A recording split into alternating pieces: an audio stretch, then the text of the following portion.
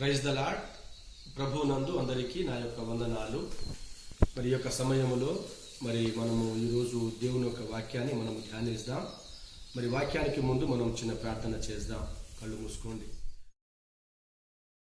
పరిశుద్ధుడమైన మా తండ్రి, ప్రేమ నమ్మకము కలిగిన మా రాజా, మీ పరిశుద్ధ పాదములకు వందనాలు. ఇదిగో మా ప్రభువా, ఈ సమయంలో మాతో మీరు మాట్లాడబోచున్నందుకు మీకు వందనాలు.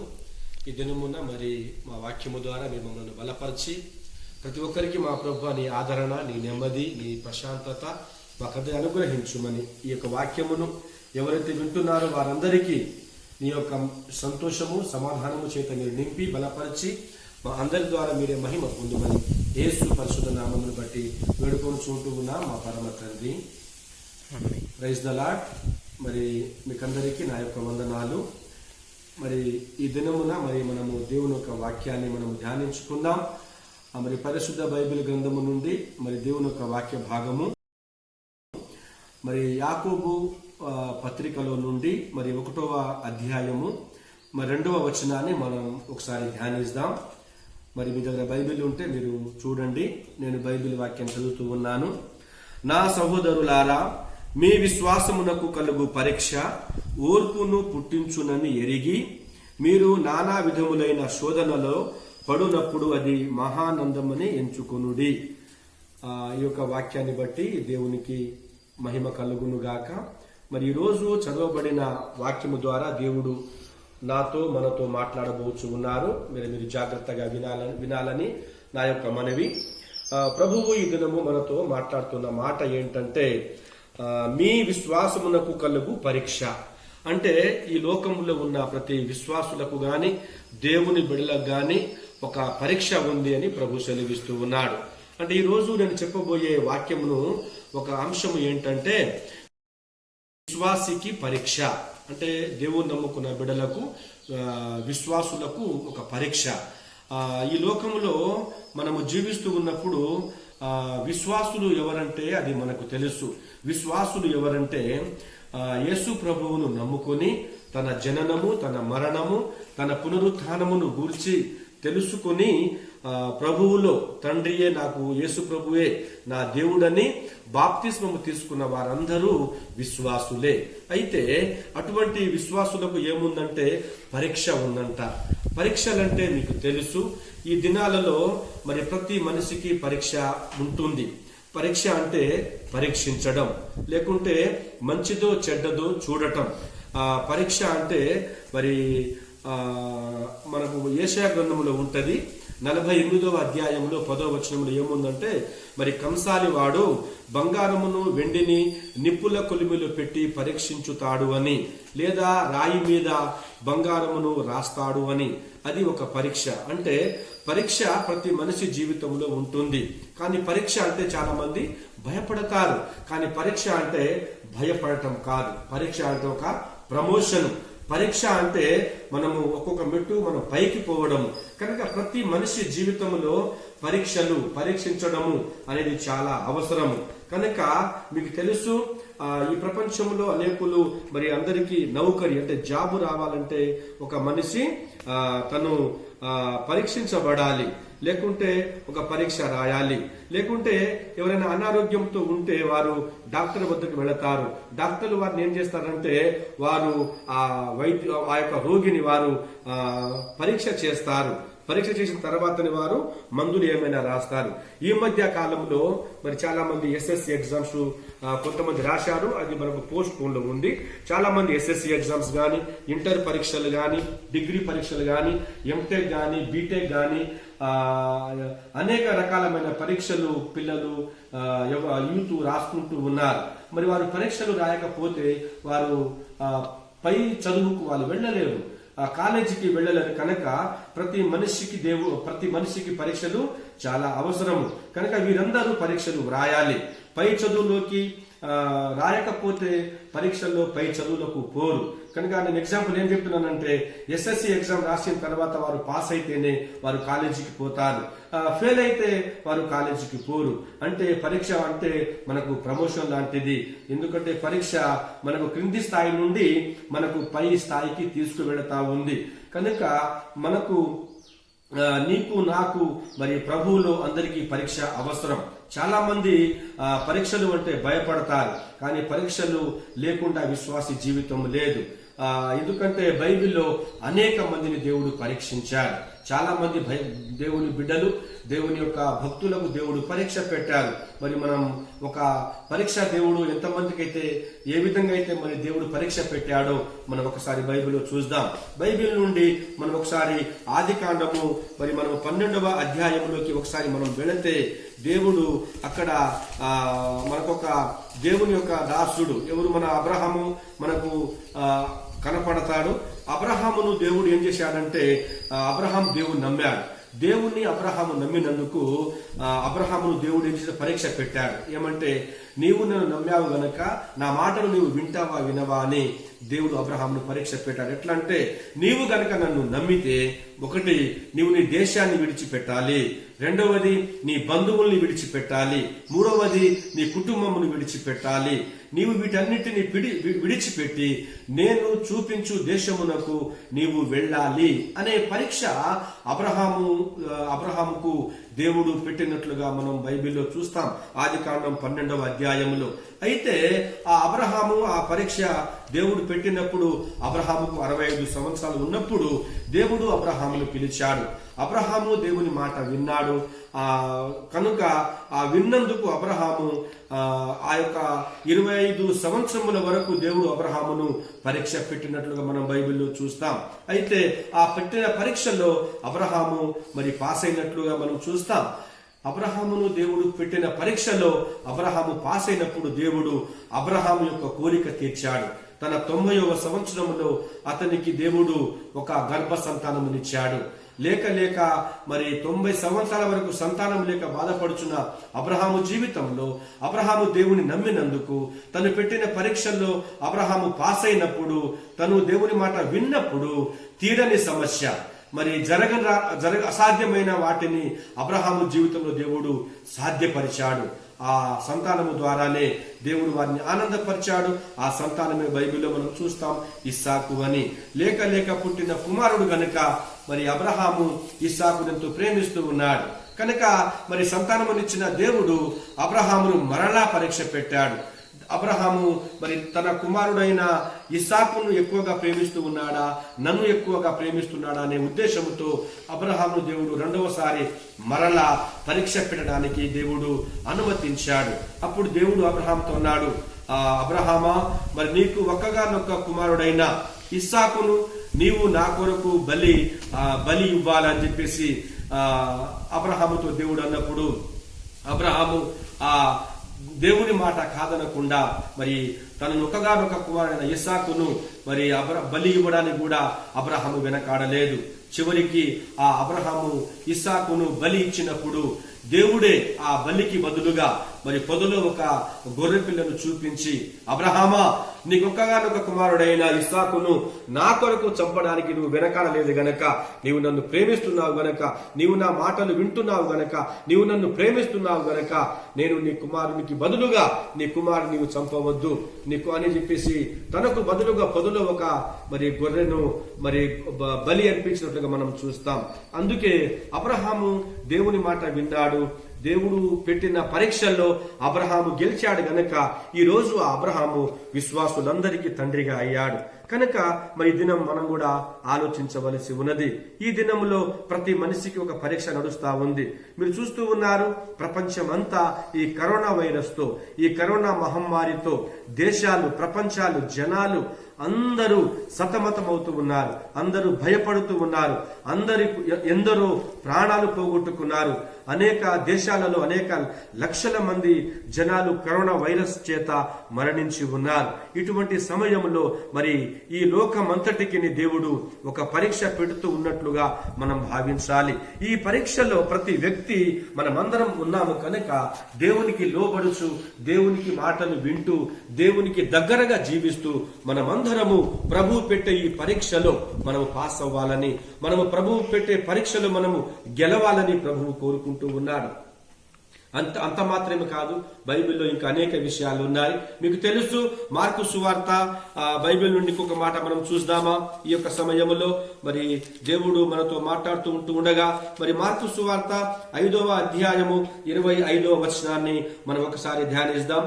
మరి బైబిల్లో ఉంది 25వ వచనాన్ని నేను చదువుతాను, వినండి ఒకసారి.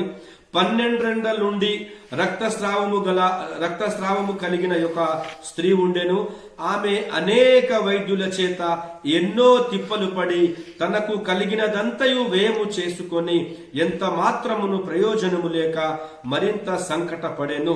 ఆమె యేసును గూర్చి విని, నేను ఆయన వస్త్రములు మాత్రము ముట్టిన బాగుపడుదుననుకొని జన సమూహములలో ఆయన వెనకకు వచ్చి ఆయన వస్త్రము ముట్టెను. వెంటనే ఆమె రక్తధార కట్టెను గనుక తన శరీరములోని ఆ బాధ నివారణ అయినదని గ్రహించుకొనెను. దేవుని బిడలారా, మరి దేవుని ప్రజలారా, ఈ రోజు మనము ఇంకొక మాట మనం వింటూ ఉన్నాం.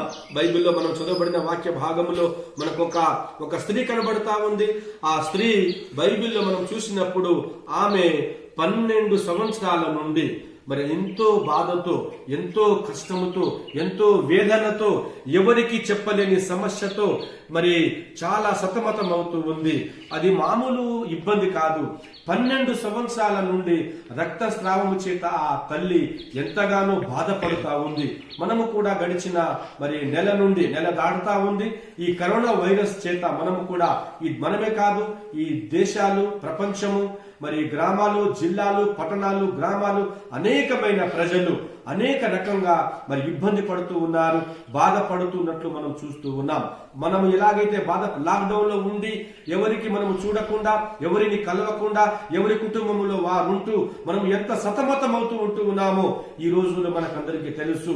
దీనికంటే భయంకరంగా 12 సంవత్సరాలు ఆ స్త్రీ మనోవేదన చేత, బాధ చేత, కష్టము చేత, రక్తస్రావము చేత బాధపడుతూ ఉంది. ఆమెకు ఆదరించేవారు లేరు, ఆమెకు ఓదార్చేవారు లేరు, ఆమెను బలపరిచేవారు లేరు, ఆమెను ప్రోత్సహించేవారు లేరు. ఆమె ఒక మాట అంటుంది ఏంటంటే, ఆమె అనేక వైద్యుల చేత, అనేక డాక్టర్లను ఆమె చూపించింది. 1, 2, 3 కాదండి, అనేక వైద్యుల చేత ఆమె ఎన్నో తిప్పలు పడినట్లు. అంటే ఈ రోజులో మనం చూస్తూ ఉన్నాం, జ్వరము వచ్చినప్పుడు 1-2 రోజుల్లోనే మనం తట్టుకోలేకపోతాం. ఏదైనా చిన్న సమస్య వస్తే మనం తట్టుకోలేకపోతాం.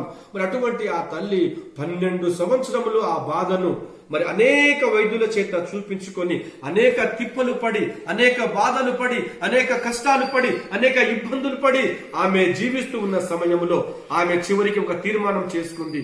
ఇక నా సమస్యను తీసే నాదుడు లేడు, ఇక నా కష్టాన్ని తీసివేసే మనిషి ఈ ప్రపంచంలో లేడు, ఇక నేను జీవించి వేస్ట్ అని, ఇక నేను బతికినా ఇక లాభము లేదని ఆమె ఉన్న ఆస్తంతా పోగొట్టుకుంది, ఉన్న డబ్బంతా పోగొట్టుకుంది, తనకు ఉన్నదంతా ఆమె వ్యయము చేసుకున్నట్లు మనం బైబిల్లో చూస్తాం.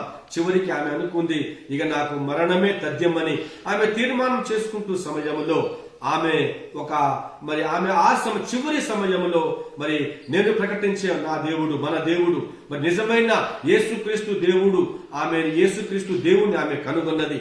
ఆమె యేసు ప్రభు గురించి ఆమె విన్నది, యేసు ప్రభు గురించి ఆమె తెలుసుకుంది. మరి ఈ దినాలలో కూడా మనము భయంకరమైన స్థితిలో ఉన్నప్పుడు మరి ఈ కరోనా వైరస్ ఎందుకు వచ్చింది, దేని గురించి వస్తుంది, ఎందుకు ఈ తెగులు ఈ ప్రపంచానికి ఈ విధంగా మరి అల్లకల్లోలము చేస్తుందనేది ఒక్కసారి మనమందరము మనల్ని మనం పరీక్షించుకోవాలి.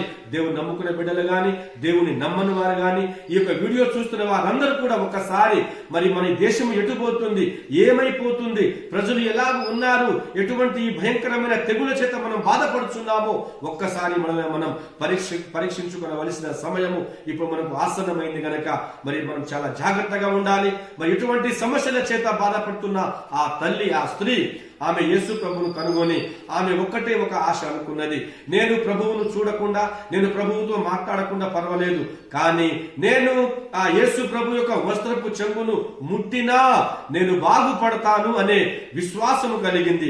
ఆమె ఒక భరోసా కలిగింది, ఆమెకు ఒక ధైర్యం వచ్చేసింది. ఇక నాకు ఈ సమస్య నన్ను ఏం చేయలేదు, నాకు ఈ రోగం నన్ను ఇప్పుడు ఏం చేయదనే అనే ధైర్యంతో ఆమె యేసు ప్రభు దగ్గరికి, యేసు ప్రభువును కనుక్కొని యేసు ప్రభు దగ్గరికి రావడం ప్రారంభించింది. అక్కడ అనేకమైన జనాలు ఉన్నారు. ఆ అనేకమైన జనాలలో మరి సమస్యతో ఉన్న ఈ తల్లి భయపడుకుంటూ, బెదురుకుంటూ, మరి వణుకుచూ ఆమె ప్రభు ఉన్న స్థలానికి వెళ్ళినట్లుగా మనం చూస్తాం. అయితే ఆమె ఏమన్నదంటే, ఆమె యేసును గూర్చి విని నేను ఆయన వస్త్రములను మాత్రము ముట్టిన బాగుపడుదుననుకొని జన సమూహములో ఆయన వెనకకు వచ్చి ఆయన వస్త్రమును ముట్టెను. ఎంతో మంది జనాలు ఉన్నప్పటికీ ఈమె భయపడక ధైర్యము చేత ఎటువంటి రోగమున ఏం చేయదు, ఏ సమస్యను ఏం చేయదనే ధైర్యముతో ఆమె ఏం చేసిందంటే ఆయన వెనకకు వచ్చి ఆయన వస్త్రపును ముట్టెను అని ఉంది బైబిల్లో. అప్పుడు ఏం జరిగిందంటే దేవుని బిడ్డలారా, వెంటనే ఆ రక్తధార కట్టెను గనుక తన శరీరములోని ఆ బాధ, ఆ కష్టము, ఆ వేదన, ఆ నివారణ అయినట్లుగా మనము చూస్తూ ఉన్నామండి. ఎంత గొప్ప దేవుడు! నీవు నేను మనము మరి ఆరాధిస్తున్న మన తండ్రి ఎంత గొప్పవాడంటే ఆయన పరమ వైద్యుడు, ఆయన డాక్టర్లకే డాక్టర్లు.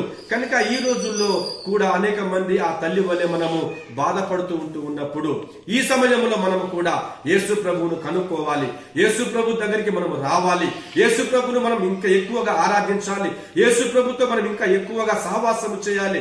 అప్పుడే ఎటువంటి సమస్య అయినా, ఎటువంటి కష్టమైనా మన నుండి దేవుడు దూరము చేస్తాడనే ధైర్యాన్ని, అభయాన్ని దేవుడు మనకు ఇస్తూ ఉంటున్నాడు. కనుక దేవుని బిడలారా, దేవుని ప్రజలారా, ఈ రోజు మీరు ఈ వాక్యమును వింటూ ఉన్నప్పుడు మరి ఖచ్చితంగా మన దేవుడు చాలా గొప్పవాడని మనమందరము విశ్వాసం ఉంచుదాం. అదే కాదు దేవుని బిడ్డలారా, ఇంకొక మాట కూడా మనం చూస్తాం బైబిల్లో. ఇంకొక స్త్రీ ఉంది. ఆమె 38 సంవత్సరాల నుండి ఆమె నడవలేక, ఆమె నడుము వంగి మరి చక్కగా నిలబడలేక ఆమె ఆ స్త్రీ కూడా ఎన్నో సంవత్సరాలుగా మరి బాధపడినట్లు మనం చూస్తాం. 38 సంవత్సరాలు నడుము వంగి నిలబడలేక ఆమె ఎంత ఇబ్బంది పడిందో అది ఒక్కసారి మనం జ్ఞాపకం చేసుకోవాలి. అటువంటి మరి ఏ ఒక్కరు బాగు చేయని ఆ యొక్క వ్యాధిని కూడా దేవుడు ఒక్క క్షణంలో ఆమెతో మాట్లాడి ఆమెను ముట్టి ఆమె నడుము నొప్పిని తీసివేసినట్లుగా మనం బైబిల్లో చూస్తాం. దేవుని జనాంగమా, ఈ రోజు నీవు నేను, మన దేవుడు మామూలు దేవుడు కాదు. మన దేవుడు రాజులకు రాజు, మన దేవుడు ప్రభులకు ప్రభువు. కనుక మరి మనము ఈ పరీక్షలో ఉన్నాం. ఏది? కరోనా అనే వైరస్ పరీక్షలో, మరి లాక్డౌన్ అనే పరీక్షలో మనం ముందుకు సాగుతా ఉన్నాం. కనుక ఈ పరీక్షలకు మనం భయపడవద్దు. ప్రతి పరీక్ష అది మన మేలు కొరకే. ఈ పరీక్ష మనకు పై స్థాయికి తీసుకుపోవడానికి కొరకే. కనుక దేవుడు నా జీవితంలో ఇచ్చిన ఈ పరీక్షలో మనము భయపడకుండా మనం ముందుకు సాగాలని ప్రభువు నీతో నాతో మాట్లాడుతూ ఉంటూ ఉన్నాడు. కనుక దేవుని బిడలారా, ఈ రోజు మనం చూస్తాం బైబిల్లో అనేక విషయాలు బైబిల్లో ఉన్నాయి.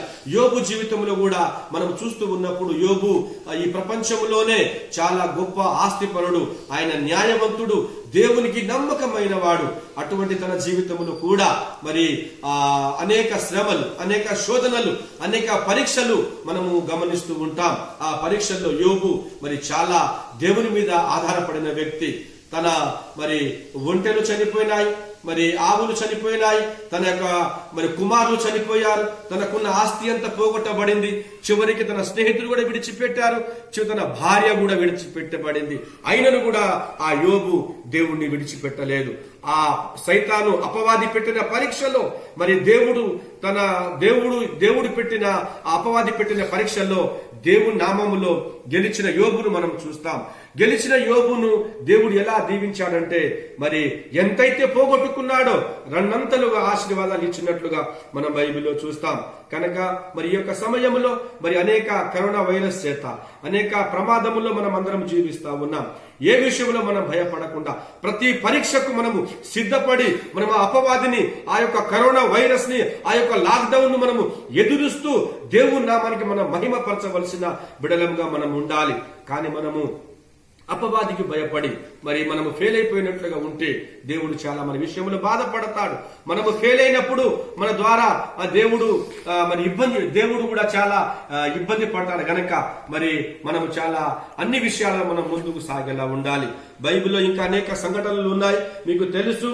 కనుక ప్రతి పరీక్షలో మనము ముందుకు సాగి మనం ముందుకు వెళ్ళాలి. కనుక మరి అనేక మంది ఇటువంటి దేవుడు దేవుడు కానీ అపవాది కానీ పెట్టిన పరీక్షల్లో అనేకులు తట్టుకొని ముందుకు సాగక అనేక కుటుంబాలు మరి పాడైపోయినట్టు మనం బైబిల్లో చూస్తాం. అంటే ఆది కాండంలో మనం చూస్తే మన మొదటి కుటుంబం అయిన ఆదాము అవ్వల కుటుంబం ఉంది. దేవుడు వారిని ఏమన్నారంటే, ఈ యొక్క ఏడెను తోట, ఈ యొక్క సృష్టినంతటిని నీ చేతికి అప్పగిస్తూ ఉన్నాను, నువ్వు దీనిని కాపాడుకో అని దేవుడు అన్నప్పుడు ఆ ఆదాము అవ్వలు అందులో ఉన్నప్పుడు అపవాదిగాడు వచ్చేసి వారికి ఒక పరీక్ష పెట్టి దేవుని నుండి వారిని దూరం చేసినట్లుగా, వారు దేవుని ప్రేమించకుండా దేవుని యొక్క పరీక్షలో వారు ఉండకుండా వారు సైతాను మాటలు విని వారు ఫెయిల్ అయినట్టు, వారి జీవితంలో మంచి కుటుంబాన్ని మంచి స్థానాన్ని వారు విడిచిపెట్టినట్టుగా మనం చూస్తూ ఉంటాం. దేవుని బిడ్డలారా, ఆ యొక్క పరీక్షలో దయ్యపు మాట విన్నప్పుడు అపవాది గాడు ఇది నిజమా అని వారికి పాపపు పండును తినిపించి వారి ద్వారా పాపము చేయించినట్లుగా, తద్వారా వారు దేవుని నుండి దూరమైనట్లుగా మనము ఆది కాండంలో మనం చూస్తాం. అలనాడు ఆదాము అవ్వలు చేసిన ఆ యొక్క పాపము ఇంతవరకు మనల్ని వెంటాడుతూనే ఉంది కనుక మనకున్న ప్రతి కష్టములో, మనకున్న ప్రతి పరీక్షలో మనము ఎవరికి భయపడకుండా దేవుని వైపు చూస్తూ, అందుకే పౌలు భక్తుడు అంటున్నాడు, మీ యొక్క విశ్వాసమునకు కలుగు పరీక్ష మనకు ఓర్పును పుట్టిస్తుందని. మనకు ఒక పరీక్షలో మనం గెలవాలి కనుక మనం ముందుకు సాగాలి. బైబిల్ ఇంకొక కుటుంబాన్ని మనం చూసి మనం ముగిస్తామండి. అపోస్తుల కార్యం 5వ అధ్యాయంలో ఉంది అననీయ సప్ఫీరా గారి కుటుంబము. మరి వారి విషయమై మీకు అందరికీ తెలుసు. వారికి ఉన్న ఆస్తి పొలమును అమ్మినప్పుడు దేవునికి వారు మొక్కుబడి చేసుకున్నారు, దశమ భాగం ఇస్తానని, కొంత రాబడి దేవునికి ఇస్తామని. వారు యువక అననీయ గారు తప్పు చేశారు. ఆ పరీక్షల్లో వారు అననీయ ఫెయిల్ అయినప్పుడు ఆ సంఘటన మనకు తెలుసు. అననీయ గారు అక్కడే మరణించినట్లు. తరువాత తన భార్య అయిన సప్ఫీరా కూడా అదే విషయంలో ఆమె కూడా పరీక్షలో ఫెయిల్ అయినప్పుడు ఆమె కూడా అక్కడే మరణించినట్లుగా మనం చూస్తాం. దేవుడు పెట్టే పరీక్షలో గాని అపవాది పెట్టే పరీక్షలో గాని మనం వెనక్కి పోకుండా విశ్వాసముతో ధైర్యంతో మనం ముందుకు సాగినప్పుడు మన జీవితంలో మన కుటుంబంలో మనము విజయాన్ని పొందుకుంటాం. అందుకే మరి యాకోబు పత్రికలో ప్రభువు మరి దేవుని యొక్క దాసులు దేవుని యొక్క మరి యాకోబు గారు మనతో చక్కగా మాట్లాడిన మాట ఏంటంటే, నా సహోదరులారా, దేవుడు మనకు అంటూ ఉన్నారు, మీరు నాకు సహోదరులారా అని చెప్పేసి, మీ విశ్వాసమునకు కలుగు పరీక్ష ఓర్పును పుట్టించునని ఎరిగి మీరు నానా విధములైన శోధనలో, కష్టములో, బాధలలో పడినప్పుడు అది మహాన్ ఆనందమని మీరు ఎంచుకొనుడి. ఈ యొక్క సమస్య మనకు వస్తున్నది మనకు ఆనందం ఇవ్వడానికి, మనకు సంతోషమునివ్వడానికి, మనకు సమాధానాన్ని ఇవ్వడానికి, ఇంకా మనము ప్రభువుకు దగ్గరగా జీవించడానికి. కానీ ఇటువంటి భయంకరమైన ఈ కరోనా వైరస్ ద్వారా లాక్డౌన్ లో మరి ప్రయాణం చేస్తున్న మనమందరము ఈ పరీక్షలో మనం పాస్ అవుదాం. దేవుని నామానికి మనం మహిమ చెల్లిద్దాం. ఈ యొక్క వాక్యాన్ని వింటున్న మీరందరూ మరి మీ జీవితంలో కూడా ఎన్నో పరీక్షలు ఉన్నాయి, ఎన్నో రకాలుగా మీరు ఇబ్బంది పడుతూ ఉన్నారు. ప్రతి ఒక్క పరీక్షలో మీరందరూ పాస్ అయితే, పరీక్ష అంటే భయపడకుండా మనకు ఒక్కొక్క మెట్టు మనకు పైకి తీసుకెళ్లే దేవుడు కనుక అన్ని పరీక్షలు మనకు పాస్ అయితే దేవుడు మన కొరకు ఒక జీవకీటం ఉంచి ఉన్నాడు. ఆ జీవకీటాన్ని మనం పొందుకోవాలి. యుగ యుగాలు మనము దేవుడితో ఉండాలి కనుక ఈ జీవితము శాశ్వతము కాదు. ఈ మూడాల ముచ్చట మనకు ప్రభువుతో ఉంది కనుక మనమందరము దేవునితో ఉండి దేవునిలో సంతోషముతో ఆనందంతో ముందుకు సాగుదాం. ఇట్టి భాగ్యాన్ని దేవుడు మీకందరికీ అనుగ్రహించునుగాక. ఈ వాక్యాన్ని విన్న మీకందరికీ నా యొక్క వందనాలు. చిన్న ప్రార్థన చేసుకుందాం. కళ్ళు మూసుకోండి. మహాపరిశుద్ధుడా, ప్రేమ నమ్మకం కలిగిన మా తండ్రి, ఇదిగో నాయన ఈ రోజు మీరు మాతో సూటిగా మాట్లాడి ఉన్నారు. ప్రతి విశ్వాసికి పరీక్ష ఉంటుంది. మరి పరీక్ష ఏ విధంగా ఉంటుంది? బైబిల్లో ఎవరెవరికి పరీక్ష పెట్టారు? పరీక్ష అంటే ఏంటిది? ఈ లోకంలో మేము కూడా ఎటువంటి పరీక్షలు మేము ముందుకు సాగుతూ ఉన్నాం. ఆ పరీక్షలో మేము పాస్ అయితే అది మా ఎటువంటి ఆశీర్వాదము, ఒకవేళ మేము ఫెయిల్ అయితే అది మా జీవితానికి ఎంత ప్రమాదము. నాయన ఈ రోజు నాతో మీరు సూటిగా మాట్లాడినందుకు మీకు వందనాలు. పరిశుద్ధాత్మ దేవ, విన్నటువంటి ప్రతి వాక్యము నాయన నీ బిడ్డలైన వారి హృదయంలో ఉంచుకొని దాని ప్రకారము జీవించి ఆయన వారి కుటుంబానికి ఆశీర్వాదకరంగా, ఈ లోకానికి దీవెనకరంగా, మీకు మాదిరికరంగా జీవించి పరలోక రాజ్యానికి వారసులుగా మమ్మల్ని అందరూ మీరు తీర్చిదిద్ది మీరే మా ద్వారా ఘనత మహిమ ప్రభావములు పొందమని ఈ ప్రపంచాన్ని అతలాకుతలము చేస్తున్నాయి కరోనా వైరస్ యేసు క్రీస్తు నామములో లయమగును గాక అని మేము ప్రార్థన చేస్తూ, యేసయ్య ప్రతి దేశానికి, ప్రతి జిల్లాలకు, ప్రతి రాష్ట్రానికి నెమ్మది, శాంతి, సమాధానము యేసుని నామములో కలుగును గాక అని మేము ప్రార్థన చేస్తూ యేసు పరిశుద్ధ నామమును బట్టి అడిగి వేడుకొనుచుంటూ ఉన్నామా పరమ తండ్రి, ఆమేన్. దేవుడు మిమ్మలను దీవించునుగాక. మరి ఆశీర్వాదము చేత మరి ఈ యొక్క వాక్య భాగాన్ని మనం ముగించుకుందాం. మన పరమ తండ్రి అయిన దేవుని యొక్క ప్రేమ, కుమారుడైన యేసుక్రీస్తు వారి యొక్క కృప, పరిశుద్ధాత్మ యొక్క అన్యోన్య సావాసము, సకల దీవెనలు మరి ఈరోజు మరి విశ్వాసులకు పరీక్ష అనే వాక్యమును విని బలపరచబడి మరి దీవించబడిన మరి మీకును, మరి ఈ లోకములో ఉన్న సకల పరిశుద్ధులకును, మరి ఈ దేశానికి, ఈ ప్రపంచానికి దేవుని యొక్క తోడు, దేవుని యొక్క సన్నిధి యుగ యుగములు తోడే ఉండును గాక. ఆమేన్, ఆమేన్, ఆమేన్.